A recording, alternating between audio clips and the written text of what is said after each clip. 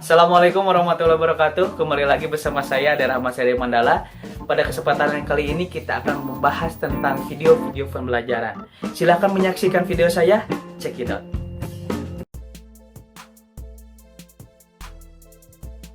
Assalamualaikum warahmatullahi wabarakatuh.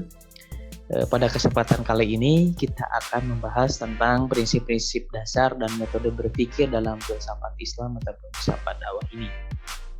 Yang mana setelah kemarin kita membahas tentang pengertian dan ruang lingkup dari filsafat dakwah, maka saat ini kita akan membahas tentang prinsip-prinsip dasar dan metode berpikir dalam filsafat dakwah itu apa. Yang pertama adalah prinsip dasar metode berpikir yang diturunkan dari Al-Quran. Yang pertama itu adalah berpegang teguh pada etika ulul albab yang terdiri dari 15 prinsip dasar ini. Yang pertama, nanti silakan kalian baca kembali dalam surat Al-Quran tersebut, karena saya akan membahasnya sedikit demi sedikit karena waktu yang terbatas, takutnya kepanjangan. Yang pertama adalah bertakwa dan menegakkan hak asasi manusia. Ini ada dalam surat Al-Baqarah ayat 179. Jadi menyuruh kita untuk bertakwa dan menegakkan hak asasi manusia. Mungkin sekarang kita ketahui bahwa hak asasi manusia itu berdiri sejak Perang Dunia Kedua, tapi padahal itu sudah ada sejak 14 abad. Sejak Rasulullah SAW diturunkan bahwa Islam sendiri itu mengajarkan tentang hak asasi manusia. Bagaimana Rasulullah menentang pada saat itu jahiliyah, menentang bagaimana kesamarataan antara laki-laki dan perempuan. Tidak ada perbedaan. Yang membedakan apa? Fa innahu rizadi taqwa. Yang membedakannya adalah ketakwaan dari orang tersebut, bukan berdasarkan jenis kelamin ataupun gender. Yang kedua adalah mengambil pelajaran dari hikmah ibadah haji dan memperjuangkan bekal takwa dalam kehidupan. Misalnya kita dapat mengambil pelajaran dari perjalanan ibadah haji dari awal sampai akhir dan sebagainya. Dan yang ketiga adalah memahami ayat-ayat Al-Quran baik yang muhkamat maupun yang mutasyabih. Nah ini seringkali kita memahami ayat-ayat Al-Quran itu bermakna, kalau secara sederhana itu maknanya denotatif, maknanya sesungguhnya. Misalnya dalam kata ataupun dalam mantik disebut lafaz, kadangkala dalam Al-Quran itu kita ada disebut dengan ayat muhkamat dan ayat mutasyabihat. Kalau sudah belajar tafsir, maka kita bisa membedakan mana ayat yang muhkamat, mana ayat yang mutasyabihat. Mana ayat yang bermakna denotatif, mana ayat yang bermakna konotatif. Nah ini harus dibedakan. Lalu yang selanjutnya adalah menjadikan ruang angkasa, geografi, meteorologi, dan geofisika sebagai objek berpikir. Jadi, objek berpikir dalam filsafat Islam, filsafat dakwah ini bukan hanya bicara tentang ilmu agama, tapi bicara juga masalah ilmu dari agama. Ataupun ilmu umum, misalnya meteorologi, geografi, geofisika, dan sebagainya. Dan ini ada dalam Al-Quran. Lalu selanjutnya yang kelima adalah bisa membedakan antara kebenaran dan keburukan, tidak tergoda oleh keburukan, dan selalu bertakwa dalam mencari keberuntungan. Artinya apa? Artinya kita bisa membedakan mana yang benar dan yang buruk, dan kita tidak tergoda akan keburukan tersebut, dan selalu bertakwa untuk mencari keberuntungan dari Allah SWT.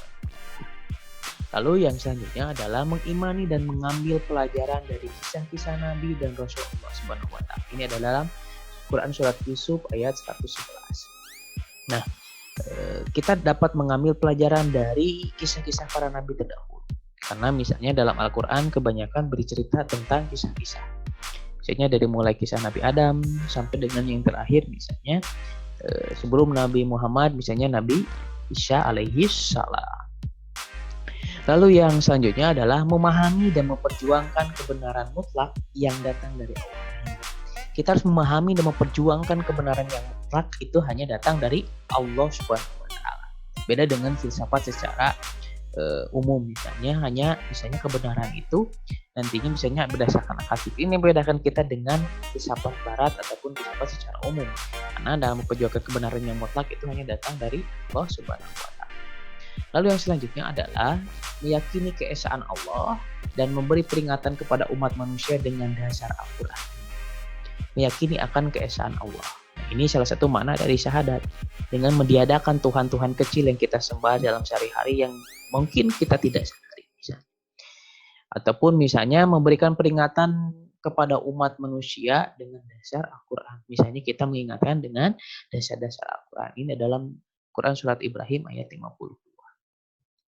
Lalu selanjutnya adalah mengambil kebaikan dan berkah yang banyak dengan mendalami kandungan isi dari Al-Quran. Ini kita mengambil kebaikan dan keberkahan. Dengan apa? Dengan mendalami isi kandungan yang ada dalam Al-Quran. Karena dalam Al-Quran itu semuanya berisi pelajaran. Yang satunya adalah mengambil pelajaran dari kisah Nabi Zakaria dan Nabi Yusuf alaihissalam dengan menggunakan pendekatan sejarah. Nah, dalam Al-Quran nanti ada salah satunya pendekatannya adalah pendekatan historial ataupun pendekatan sejarah. Bagaimana kita bisa mengambil pelajaran dari Nabi terdahulu, misalnya di sini salah satunya dalam Quran As-Sad ayat 43 ini adalah kisah dari Nabi Zakaria dan Nabi Yusuf. Mungkin semua dari kalian sudah paham tentang kisah Nabi Zakaria dan Nabi Yusuf. Lalu selanjutnya adalah mensyukuri ilmu dengan sujud atau sholat pada waktu malam dalam upaya mendapatkan rahmat Allah serta merasa takut terhadap azabnya. Ini ada dalam Quran Surat Az-Zumar ayat 9. Misalnya, fasta'inu bis-sabri was-sholat. Misalnya kita bisa dengan sobar dan dengan sholat. Karena sholat itu bisa mendekatkan diri kita kepada Allah. Dan supaya kita apa? Supaya kita merasa takut akan azabnya. Itu adalah dengan mensyukuri ilmu yang kita dapat dan juga bersujud. Jangan sampai kita misalnya karena ilmu kita banyak, kita malas untuk bersujud. Ataupun misalnya kita terlalu banyak bersujud tanpa mencari ilmu yang banyak. Misalnya. Karena kita juga diberikan potensi akal oleh Allah Subhanahu wa Ta'ala. Lalu selanjutnya adalah menyeleksi informasi terbaik dengan tolak ukur hidayah dan norma Allah. Nah ini, bagaimana proses penyeleksian ilmu itu? Informasi terbaik ini diseleksi tolak ukurnya adalah hidayah dan norma Allah Subhanahu wa Ta'ala. Ini ada dalam Quran Surat Az-Zumar ayat 18. Lalu selanjutnya adalah menjadikan flora dan fauna. Ini nanti ada dalam ilmu itu, yang filsafat ilmu ada disebut dengan zoologi dan botani. Zoologi ilmu tentang fauna dan botani ini ilmu tentang fauna. Sebagai apa? Sebagai objek kajian juga. Bagaimana kita bisa mempelajari sesuatu itu dari hewan, kita bisa mempelajari sesuatu dari itu. Karena kita hidup berdampingan dengan makhluk lainnya. Lalu kemudian mengambil pelajaran dari kitab Taurat yang dibawa Musa alaihissalam yang diwariskan kepada orang Israel ataupun Yahudi. Ini dalam Quran Surat Al-Mu'min ayat 54. Ini bukan Taurat yang ada sekarang. Karena Taurat yang ada sekarang itu sudah ada perubahan. Misalnya ini menurut pandangan Islam.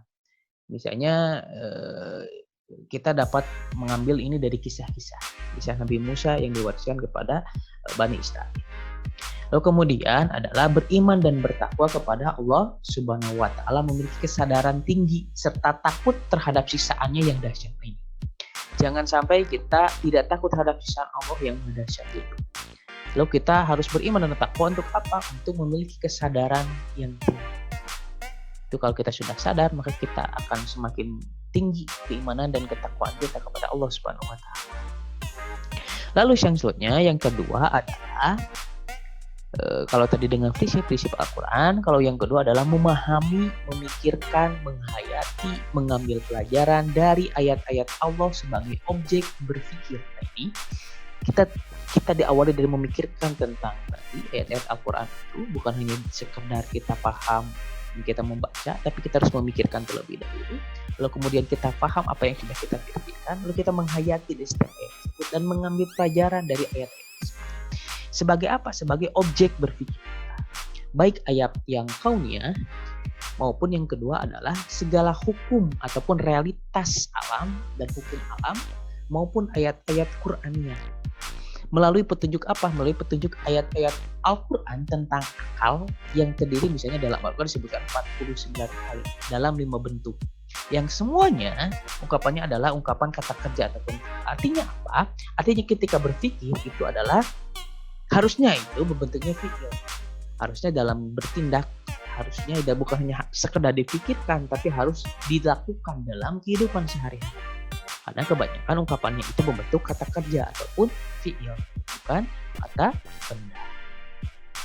Lalu selanjutnya, secara sederhana, akal itu dibagi menjadi dua macam. Yang pertama ada akal yang secara teoritis, yang kedua adalah akal secara praktis. Nah, itu nanti bagaimana akal itu kita berpikir.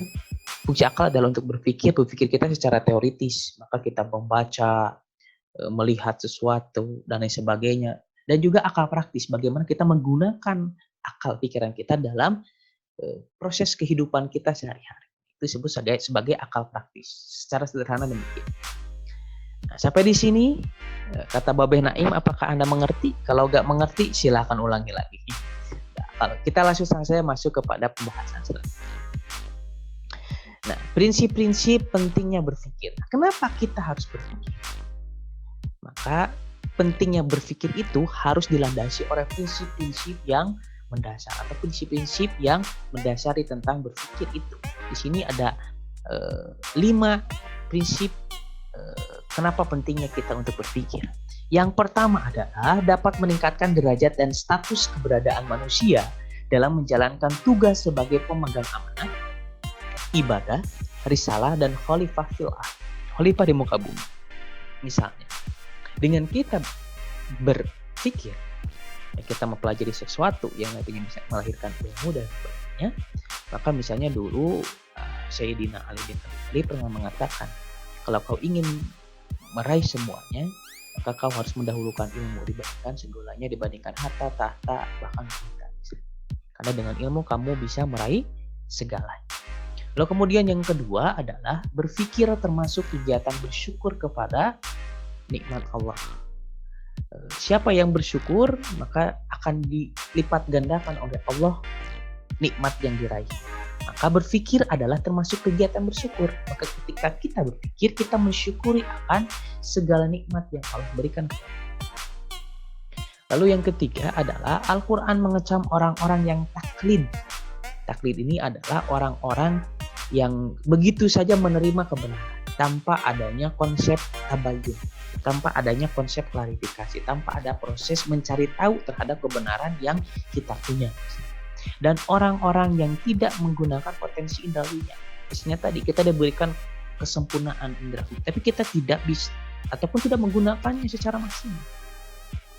Lalu yang keempat adalah Rasulullah SAW penerima Al-Quran pertama dalam sabdanya sering menerangkan kemuliaan orang-orang yang berilmu. Mungkin banyak sekali hadis-hadis yang menjelaskan bahwa begitu mulianya orang yang berilmu tersebut. Maka itulah pentingnya kenapa kita berpikir. Lalu yang kelima adalah bahwa berpikir itu sangat penting, apalagi mengetahui metode berpikir yang akan menjadi penuntun ke arah berpikir benar dalam menegakkan kebenaran yang sebenar-benarnya. Karena tadi saking pentingnya berpikir itu untuk mengetahui bagaimana metodologi berpikir itu bagaimana. Lalu kemudian metode itu untuk apa? Untuk menuntun kita kepada arah yang benar. Ketika kita sudah menuntun kepada arah yang benar, kita bisa menegakkan kebenaran yang sebenar-benarnya. Itu prinsip-prinsip pentingnya berpikir. Nah, selanjutnya adalah bagaimana langkah-langkah berpikir filosofis berdasarkan Al-Quran. Nah, di sini ada 4 langkah ya, berdasarkan Al-Quran bagaimana kita berpikir secara filosofis. Yang pertama adalah dinamakan sebagai at-taharur min quyud wal at-tahasub al-agol al-taqlid. Artinya apa? Artinya upaya membebaskan pemikiran dari belenggu taklid serta menggunakan kebebasan berpikir sesuai dengan prinsip-prinsip pengetahuan. Artinya apa? Bebaskan pemikiran Anda dari belenggu-belenggu taklid. Belenggu-belenggu yang mengharuskan Anda untuk sami'na wa ata'na. Memang harus sami'na wa ata'na dalam hal tertentu misalnya. Tapi dalam ilmu pengetahuan, misalnya nanti kita tidak boleh begitu saja menerima tentang segala sesuatu tersebut. Maka nanti kita harus menggunakan kebebasan pikiran kita dengan prinsip-prinsip pengetahuan.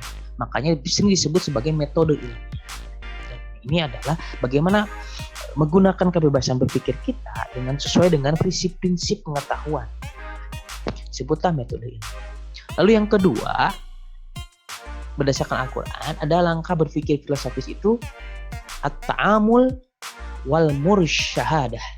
Nah, ini secara sederhana artinya langkah meditasi dan pencarian bukti atau data ilmiah secara empiris. Jadi kita harus memahami data secara empiris, bukan hanya metodenya yang ilmiah, tapi juga kita harus menggunakan data yang empiris. Diawali dari langkah meditasi, bagaimana kita merenungi tentang sesuatu tersebut, lalu kemudian kita pencarian bukti. Jadi apa yang kita pikirkan tersebut melalui apa? Melalui data-data yang benar-benar ilmiah dan empiris. Artinya data yang berdasarkan prinsip pengetahuan dan juga bersifat empiris ataupun terindrawi. Lalu yang ketiga, ini ada disebut sebagai al-bath wal al-mula jannah wal al-istiqra. Ataupun secara sederhana artinya langkah analisis, pertimbangan, dan induksi. Langkah ini merupakan kegiatan penalaran dengan pedoman pada prinsip-prinsip penalaran untuk menemukan kebenaran filosofis dari data empirik yang ditemukan. Setelah kita berpikir secara metode ilmiah, lalu kita menemukan data secara empiris, maka selanjutnya adalah bagaimana kita menganalisis metode tersebut ataupun data yang kita punya dengan mempertimbangkan hal tersebut dengan metode ataupun dengan prinsip-prinsip penalaran. Nah, prinsip penalaran secara sederhana itu ada dua, ada yang bersifat induksi, ada yang deduksi. Ada penalaran dari umum ke khusus, ada penalaran dari khusus ke umum, ataupun gabungan dari kedua-duanya, ataupun deduktif, induktif. Itu langkah berpikir yang ketiga. Yang keempat ini adalah ada disebut sebagai al-hukm mabni alal dalil wal burhan. Ini sesederhana artinya adalah langkah membuat keputusan ilmiah yang didasarkan atas argumen dan bukti. Jadi bagaimana Anda membuat keputusan setelah tadi menggunakan metode ilmiah, sudah tadi menggunakan data, kemudian dianalisis, dipertimbangkan, lalu kemudian Anda membuat keputusan ilmiah. Al-hukum mabni tadi. Berdasarkan apa? Berdasarkan argumen dan bukti ilmiah, berdasarkan argumentasi Anda. Pendapat-pendapat Anda disampaikan melalui argumen, lalu kemudian berdasarkan bukti-bukti ilmu, bukan hanya argumentasi. Nantinya kalau hanya argumentasi bersifat apologistik. Beda dengan sebenarnya ketika Anda melakukan dengan argumen dan bukti. Ini misalnya contoh bagaimana hukum itu, kebenaran itu nantinya dilihat dari berbagai sudut pandang. Makanya harus dibuktikan secara argumen dan bukti ilmu. Nah, selanjutnya ada disebut sebagai langkah-langkah berpikir filosofis berdasarkan Al-Quran. Yang pertama adalah tidak melampaui batas. Ini ada dalam surat Al-An'am ayat 59 dan Quran surat Luqman ayat 34. Nah, bagaimana kita berpikir secara filosofis itu jangan sampai melampaui batas. Artinya apa? Ada batasan akal. Misalnya apa batasannya? Biasanya mengenai sesuatu hal yang bersifatnya teologistik ataupun kepercayaan. Kadang kita harus sami'nata di sami'na wa ta'na dalam tataran tertentu. Misalnya, kita percaya bahwa diturunkannya ibadah sholat itu kan ada proses Isra dan Mi'raj. Akal kita tidak akan mampu untuk menggapai ataupun bisa untuk membenarkan tentang hal itu. Maka nanti ada metode berpikir yang lain. Karena ini salah satunya nanti kita berpikir dengan mazhab yang mana. Nanti akan disampaikan pada slide berikutnya. Langsung yang kedua adalah membuat pikiran dan penetapan. Jadi langkah yang selanjutnya adalah membuat pikiran dan penetapan. Anda membuat pikiran dan menetapkan pikiran Anda itu seperti apa. Ataupun disebut at-takdir wa takrim. Ini disebut sebagai at-takdir wa takrim. Yang selanjutnya adalah membatasi persoalan sebelum melakukan penelitian. Jadi bagaimana Anda melakukan ta'rif? Ta'rif di sini adalah batasan-batasan. Anda membatasi persoalan yang akan Anda bahas itu apa. Sebelum Anda melakukan penelitian, Anda harus membatasi persoalan Anda itu mau bicara tentang apa. Ini kalau dalam ranah mantik disebutnya sebagai ta'rif. Nanti Anda masuk dalam ranah taksim ataupun mengklasifikasikan dari ta'rif tersebut. Lalu selanjutnya ada disebut sebagai tidak sombong. Tidak sombong dan tidak menentang kebenaran.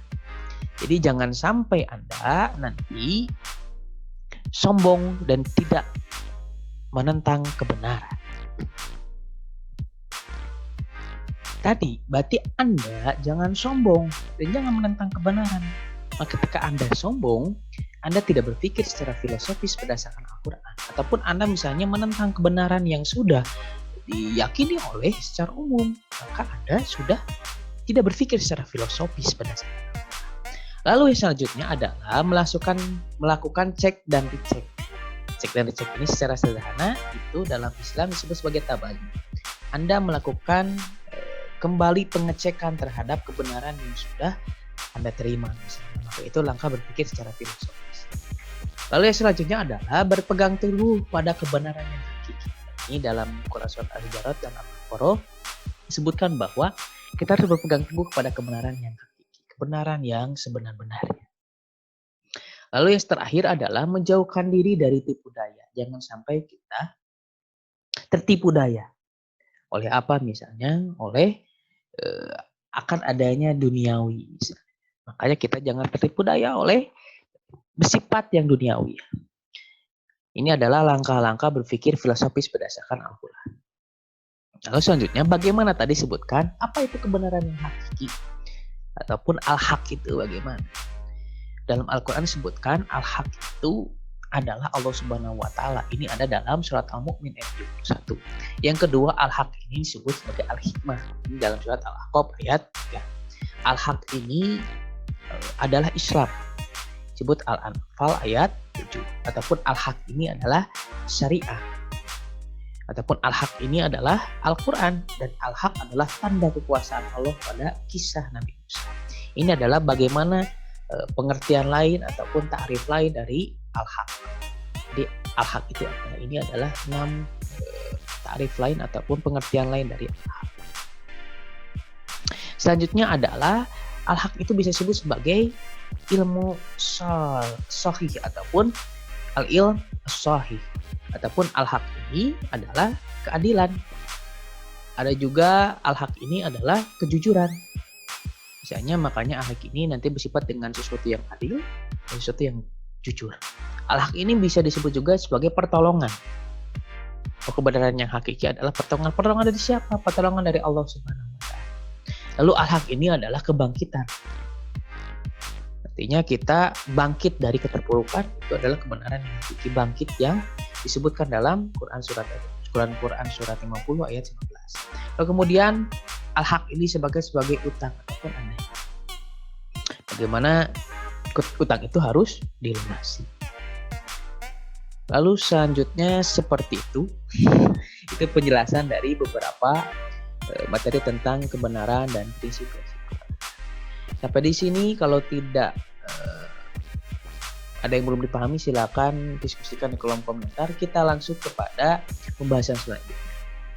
Nah, lalu banyak sekali kesalahan dalam berpikir. Maka dari itu apa sih penyebab kesalahan dalam berpikir? Di sini secara sederhana ada 7 kesalahan dalam berpikir ini. Yang pertama adalah ketergesa-gesaan dalam membuat keputusan. Seringkali kita salah dalam berpikir adalah dalam membuat keputusan tadi langsung saja membuat keputusan tanpa dipikir terlebih dahulu, tanpa ada tadi proses metode berpikir terlebih dahulu atau metode ilmiah, data ilmiah, bagaimana mengkajinya, baru kemudian membuat keputusan. Langsung saja ketika berpikir Anda membuat keputusan. Makanya jangan tergesa-gesa dalam membuat keputusan.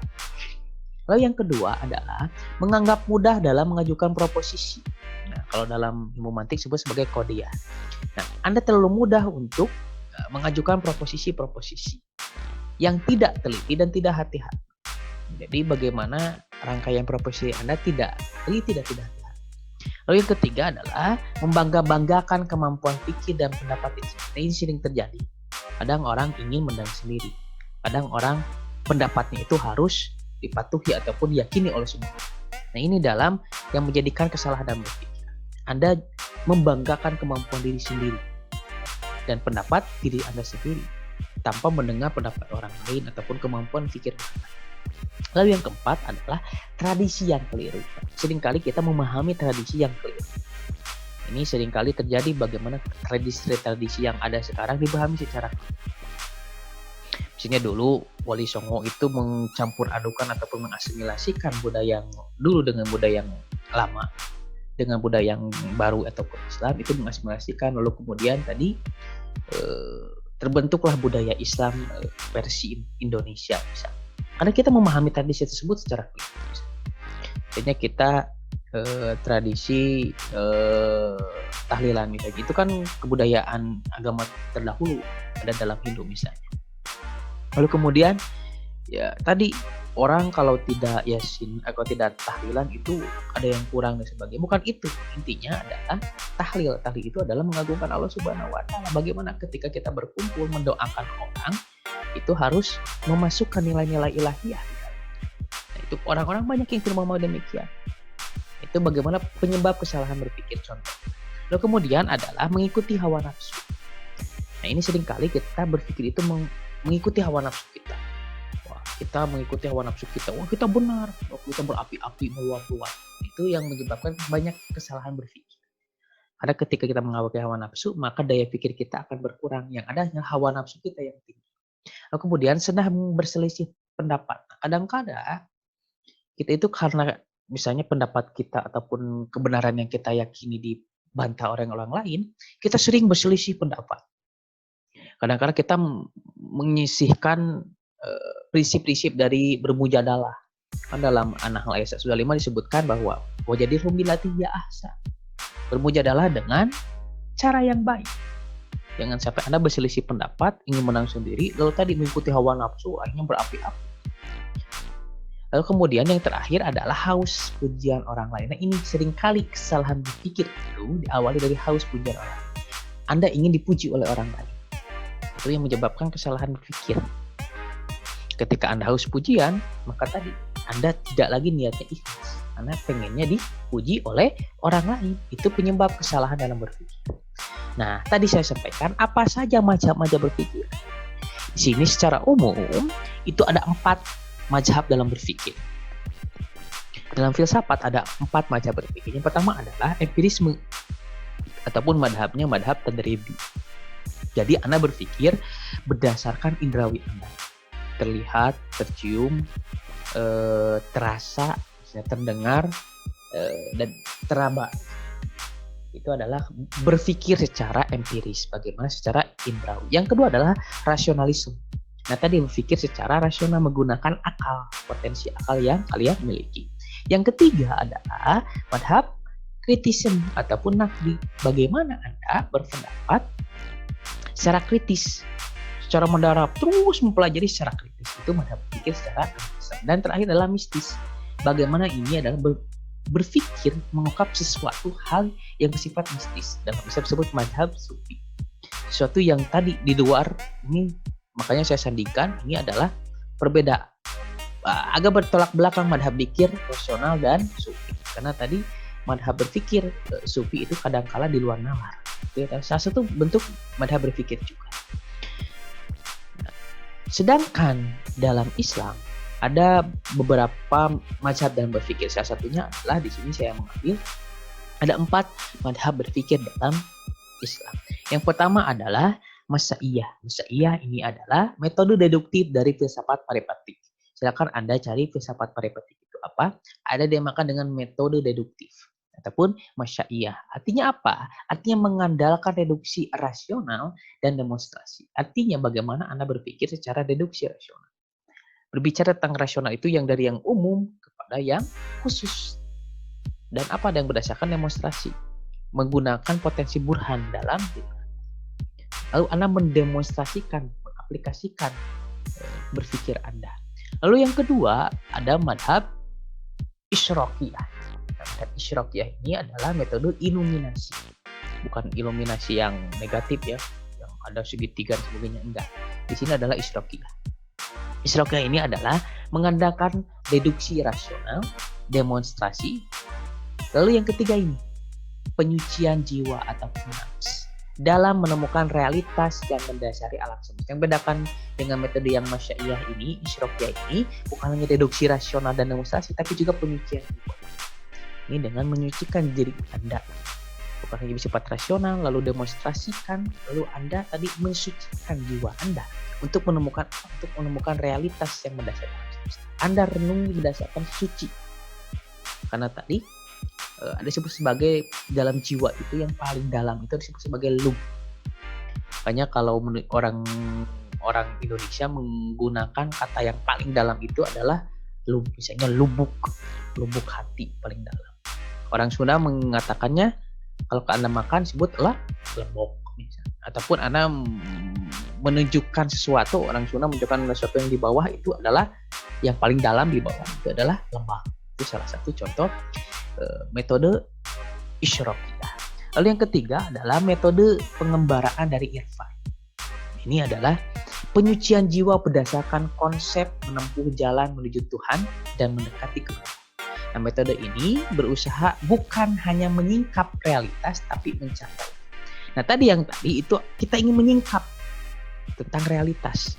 Nah, metode irfani ini adalah bagaimana kita ingin mencapai kebenaran tersebut atau mendekati kebenaran dengan apa? Dengan jalan Tuhan. Misalnya ada berbagai macam jalan, misalnya dengan salah satunya adalah dengan torikoh ataupun menggunakan tarekat-tarekat. Torik itu kan jalan artinya. Torik itu kan jalan. Jadi bagaimana menggunakannya itu dengan metode tarikoh misalnya.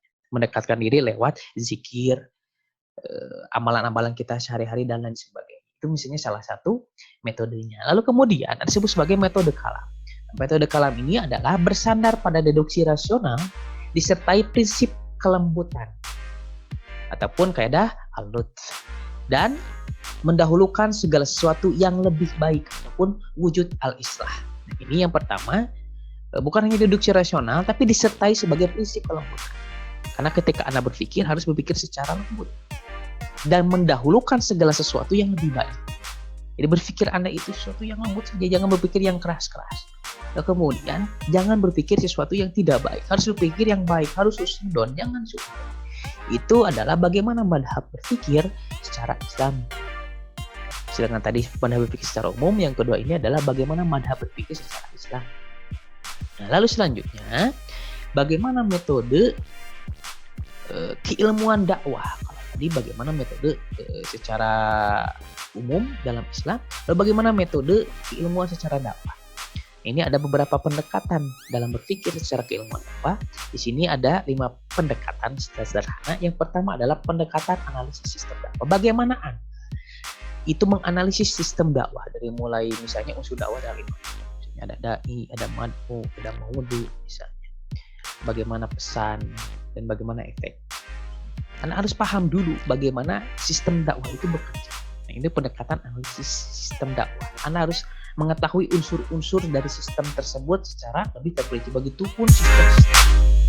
Yang kedua adalah metode historis berdasarkan sejarah. Anda belajar dari sejarah-sejarah dakwah terdahulu. Dari mulai zaman Nabi Adam sampai yang terakhir misalnya yang kekinian. Sampai dakwah kontemporer. Lalu yang selanjutnya adalah metode refleksi. Ataupun metode refleksi ini kita bercermin diri. Karena misalnya metode yang dilakukan adalah kita bercermin diri terhadap realitas yang ada tentang masalah yang ada, lalu kita menggunakan refleks. Kita merenungi, lalu nantinya menemukan solusi terhadap problem. Lalu yang selanjutnya yang keempat adalah metode riset dakwah. Nah, ini adalah Anda melakukan riset dakwah dengan cara yang partisipatif. Ataupun misalnya tadi Anda melakukan riset kebetulan, lalu Anda melakukan partisipasi, menanyakan kepada mampu, kepada masyarakat, misalnya apa sih problematika dakwah yang ada di masyarakat. Itu namanya metode riset dakwah partisipatif. Dan yang kelima adalah riset keseluruhan gerakan dakwah ini. Kebanyakan sekarang ini adalah menggunakan keilmuan yang kelima, bagaimana Anda berdakwah itu berdasarkan gerakan dakwah yang Anda ingin berdakwah. Risetnya kecenderungan terhadap gerakan dakwah. Misalnya sekarang marak karena banyak yang berhijrah, itu adalah pemuda hijrah, kan gerakan-gerakan baru. Ataupun misalnya gerakan Ahlus Sunnah wal Jamaah. Ataupun misalnya ada gerakan yang lain, misalnya gerakan kawan masa, misalnya ada Muhammadiyah, dan sebagainya. Itu adalah bukan gerakan dakwah. Ini bergerak dakwah itu kecenderungan ini adalah riset kecenderungan gerak. Itu tadi adalah metode keilmuan secara lebih khusus. Sampai di sini bisa meren kalian memahami penjelasan saya yang begitu singkat dari awal ke akhir. Lalu kemudian semoga Anda dapat memahami penjelasan saya. Semoga bermanfaat dan jangan lupa like, komen, subscribe dan share. Jangan lupa bunyikan loncengnya. Sekian saja yang dapat saya sampaikan. Akhirul kalam. Astaghfirukum jami'an. Sabrun kamilan. Aku lulakum. Assalamualaikum warahmatullahi wabarakatuh.